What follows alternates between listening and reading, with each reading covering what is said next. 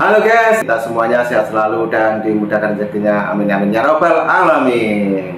Nah, di video kali ini Mas Hengki ataupun Bang Hengki di channel saya yang ini juga mau membahas tentang Roy Suryo. Nah, di sini ada statement dari Roy Suryo juga Refli Harun tentunya ya, yaitu mengenai polemik ijazah Pak Jokowi. Nah, di sini ada statement Roy Suryo yang terbaru itu adalah bahwa Roy Suryo meminta perlindungan atau P21 tersebut tidak dilakukan ya oleh Polda Metro Jaya. Di sini Roy Suryo secara langsung meminta perlindungan kepada partai tersebut, teman-teman. Nah, bagaimana videonya? Nanti kita saksikan bareng-bareng bagaimana Roy Suryo meminta perlindungan tersebut dan apa kata netizen. Nanti kita dengarkan juga. Oke, kita let's go, cus kita tonton videonya. Roy Suryo minta perlindungan PDI Perjuangan. Saya ingin mengaturkan apresiasi dan selamat untuk PDIP yang mulai berani bicara jujur. Itu untuk Mas Jarod. Udah, ini saatnya gas. Mereka ini sebenarnya bukan lawyer resminya Pak Jokowi. Meskipun mereka menggunakan nama tim hukum Jokowi, mereka ini tidak ada satupun yang namanya tercatat dalam surat kuasa khusus untuk Pak Jokowi. Kalaupun ada, mereka itu lawyer dari sampingannya. Misalnya laporan dari Lejumanan, Maret Samuel Sweken, atau juga Adi Kurniawan. Apalagi ada satu yang sama sekali bukan kuasa hukum entah Jokowi bukan. Sampingannya juga bukan. Bahkan ada yang bekas lawyernya, orang yang berada di pihak kita tadinya. Itu kan ngaco banget tuh secara etika profesi. Tapi ya itulah kualitas dari para termul itu ya kayak gitu. Nah, oke teman-teman, sedikit kita dengarkan dan kita tonton tadi statement terbaru dari Roy Suryo, yaitu karena kemarin sudah melihat langsung ataupun mendengar langsung P21 dari Polda Metro Jaya sudah turun dan sudah diumumkan, dan Roy Suryo sendiri sempat panik, kebingungan jadi satu ya teman-teman. Jadi Roy Suryo tersebut minta perlindungan ke partai PDIP. Sudah jelas tadi ya, Roy Suryo memuja-muja partai tersebut. Oke, lanjut lagi kita dengarkan apa keterangan dari tim kuasa hukumnya Pak Jokowi. Nanti kita dengarkan juga teman-teman. Oke, lanjut kita play dan langsung kita list dulu. Penampakan Roy Suryo mendatangi Mapolda Metro Jaya terkait berkas P21. Kelihatan sekali nih wajah-wajahnya mulai berantakan. Yang biasanya teriak-teriak sekarang ini seperti ayam sayur. Ini Roy Suryo mendatangi Mapolda Metro Jaya terkait berkas P21. Sebentar lagi ambiar, habis sudah ini masa depannya, akan jadi narapidana yang kedua kali. Roy Suryo bisa bebas nanti pas saat Jan Etes mencalonkan diri sebagai presiden, ketemu Jan Etes nanti ini salah waras. Allah orasane atau Tuhan itu tidak tidur. Nah, oke teman-teman ya, tadi ada juga netizen yang memberikan statementnya seperti itu. Tadi melihat langsung video dari Roy Suryo tersebut. Nah, ini juga ada pengamat politik ataupun pengacara juga, Bang Ade Darmawan ya, memberikan statementnya. Di sampingnya ada pengacara Mawar. Kita dengarkan dulu ya, bagaimana statementnya mengenai Roy Suryo tersebut. Let's go, kita tonton lagi. Kenapa saya bilang begitu?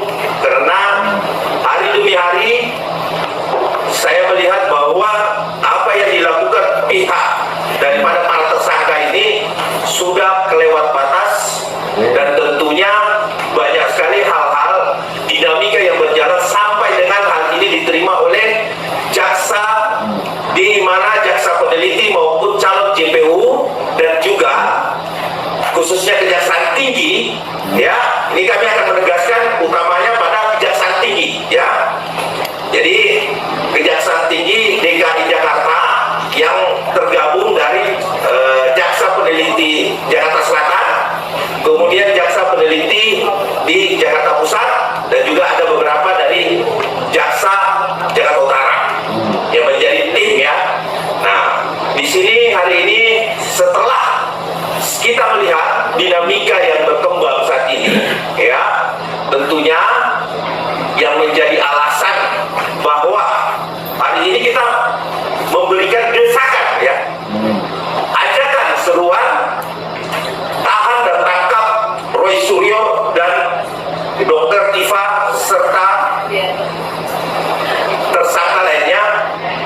yang memang hari demi hari mengulang tindak pidananya dengan sengaja dan secara menggunakan teman-teman media sosial maupun media mainstream dalam rangka pembelaan, tapi bukan di ranah yang sebenarnya, yaitu peradilan atau pengadilan, dan berusaha untuk mengamputasi hukum dengan cara-cara yang luar biasa, yang sangat-sangat kami sayangkan dikarenakan ada yang mau mendengarkan. Ya, sekali lagi saya sampaikan bahwa ada yang mau mendengarkan keluh kesah serta ya storyteller yang disampaikan kepada teman-teman yang mungkin berada di atas dan pemangku kebijakan, sehingga mau mendengarkan. Inilah yang melukai masyarakat Indonesia, yang notabene per hari ini saya banyak menerima desakan dari masyarakat non relawan yang sangat-sangat merasa bahwa ini dipermainkan hukum ini. Ya, jadi siapapun Anda yang mencoba mempermainkan hukum ini, kami bisa memastikan lambat atau cepat ya itu akan terbongkar dan akan terungkap Anda bermain di balik ini. Dan saya perlu ingatkan, rakyat Indonesia ya tidak bisa diamputasi terkait hukum. Walaupun Bapak Insinyur Joko Widodo sudah tidak menjabat lagi, tetapi kecintaan dari rakyat Indonesia dan pendukung Bapak Insinyur Joko Widodo hari demi hari bukan berkurang, tetapi bertambah. Dan kami hadir di sini karena desakan-desakan dari masyarakat itu sendiri. Ada beberapa poin penting yang ingin saya sampaikan di sini sebelum saya melanjutkan kepada teman-teman yang berada di sini. Di sini semua adalah advokat yang tergabung dari orang-orang yang memang mengadvokasi para masyarakat, yang tentunya bahkan klien-klien yang sudah lama dengan kita, baik itu klien yang kita bantu secara prodeo dan lain-lain sebagainya, pro bono dan lain-lain sebagainya, itu menanyakan, ya, itu bukan jumlahnya 1-2 orang, itu mereka melebihi ratusan. Nah, ini yang kami himbau kepada para penegak hukum, khusus ya Kejati, DKI Jakarta, untuk tidak bermain-main di ranah ini, untuk tidak bermain-main di ranah ini, ya, karena ini sangat melukai hukum dan efek blunder yang akan terjadi. Bahwa sudah banyak yang kita hukum dilimpahkan P21 dan dilakukan penahanan dikarenakan apa? Mengganggu jalannya persidangan. Nah, siapa yang akan menjamin bahwa persidangan saudara Roy dan Tifa bila tidak dilakukan penahanan akan berjalan sesuai dengan apa adanya?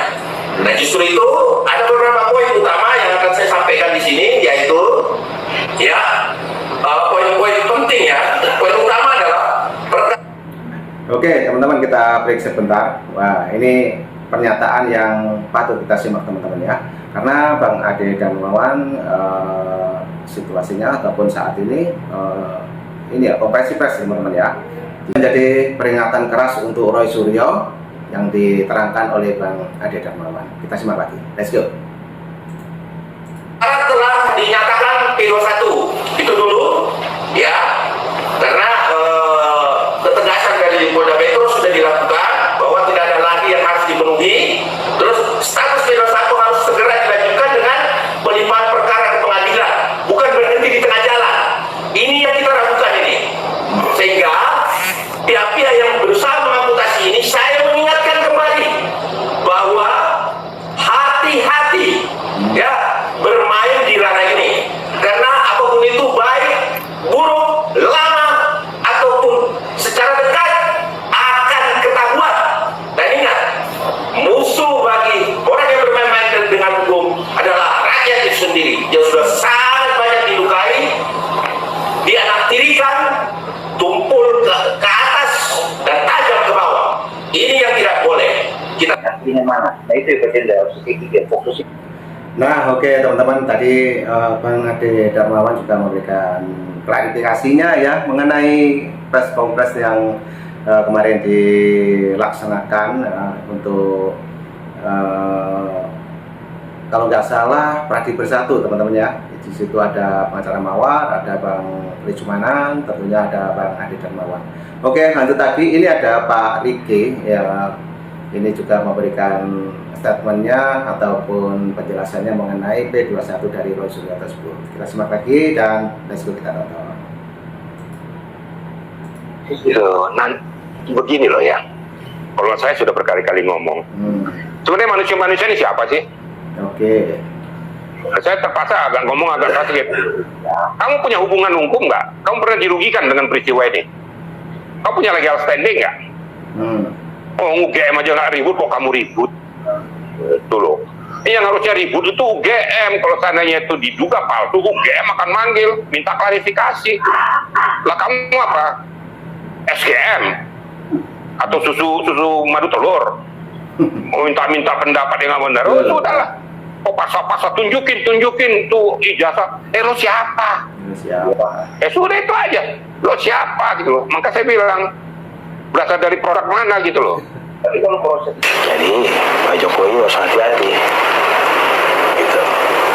Karena berdasarkan informasi intelijen kita yang sedang berjalan, itu memang sedang terjadi. Gitu. Dan Pak Jokowi sebenarnya udah tahu itu. Udah tahu siapa musuh dalam sermon ini. Tapi kalau keyakinan saya, Pak Jokowi bilang nanti akan kita lihat gitu.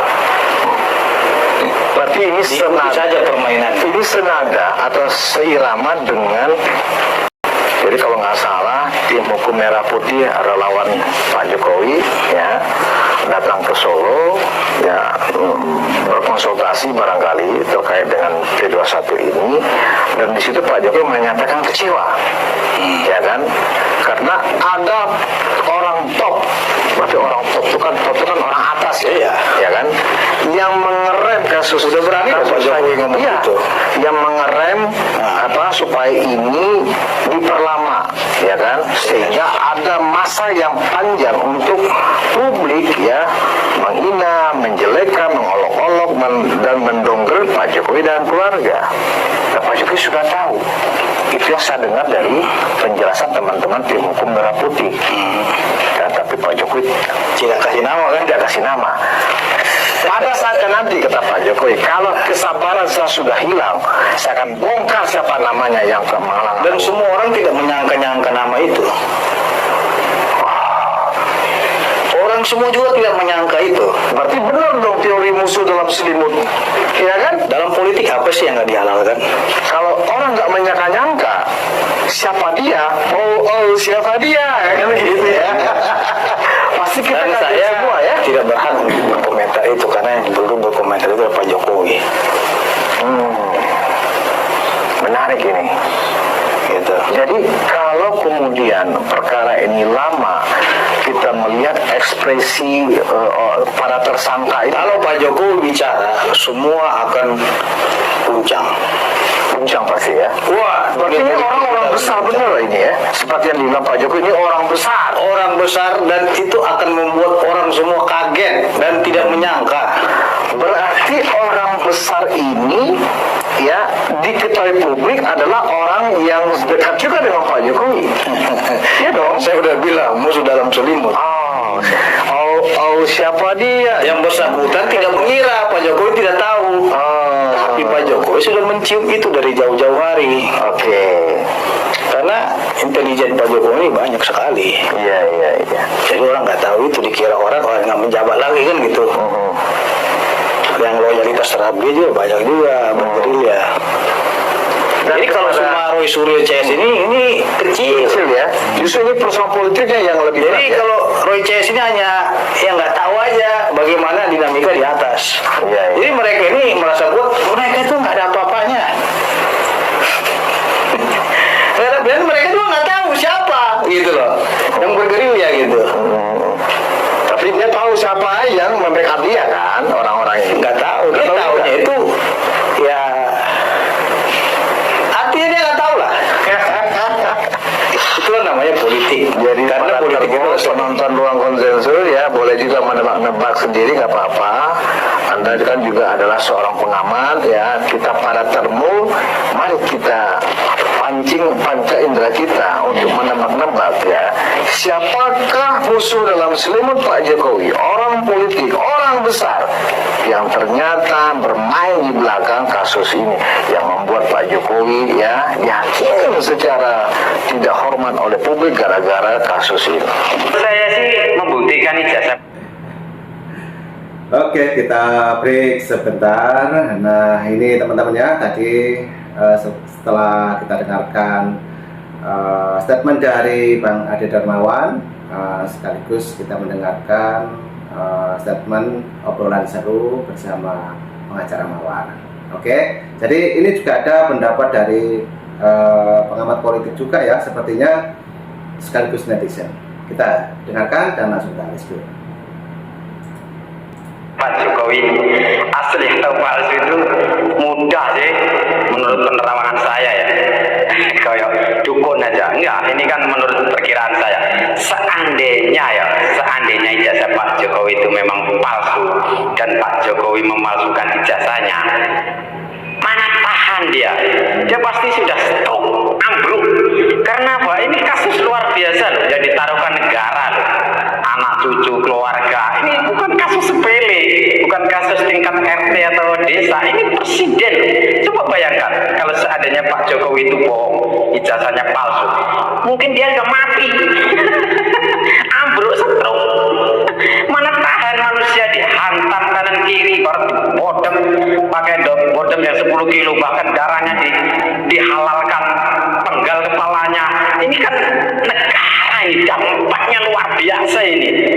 Makanya kalau saya perkirakan kalau manusia biasa tidak akan mampu menghadapi cobaan yang begitu berat seperti Pak Jokowi ini. Seandainya memang Pak Jokowi itu memalsukan ijazah, dia pasti sudah ambruk, stroke. Tapi apa yang terjadi? Pak Jokowi masih enjoy, masih berjalan seperti biasa, keluarganya masih berjalan seperti biasa, dan insya Allah menurut saya sih ya, doa sebagian rakyat Indonesia ya. Wow, keren teman-teman ya. Itulah dari para netizen ya, kita dengarkan karena videonya juga sudah habis ya. Mungkin itulah yang menjadi pembahasan di siang hari ini, tentunya menjelang sore. Dan saya informasikan juga, saat ini saya ada di Basecamp YouTube Nusantara di Jakarta. Oke teman-teman, jadi apa yang tadi kita tonton, kita dengarkan statement dari Roy Suryo, juga dari seluruh pengacara pembela Pak Jokowi ya, sudah kita dengarkan. Mungkin teman-teman punya saran dan kritik, jangan lupa tulis di kolom komentar saya. Oke, terima kasih semuanya. Tunggu sesaat lagi video yang terbaru dari Bang Hengki. Terima kasih semuanya. Sehat selalu. Salam buat warga. Assalamualaikum warahmatullahi wabarakatuh. Sampai jumpa. Thank you and bye-bye.